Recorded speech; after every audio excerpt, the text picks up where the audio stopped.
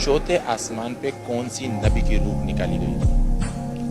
चौथे आसमान पे हजरत ईसा, हजरत नूह,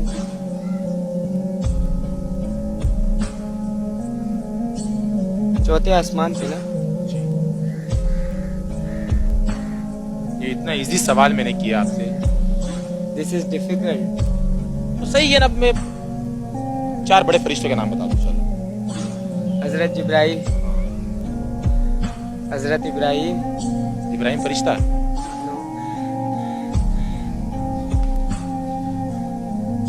हजरत इस्माइल, इस्माइल फरिश्ता है,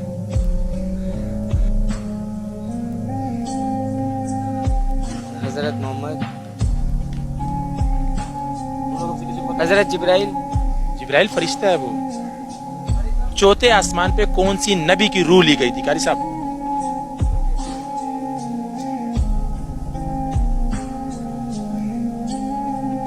हजरत अली।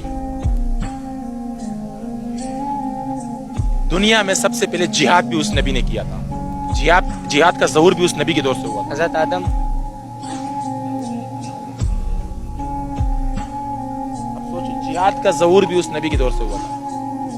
हजरत हुसैन।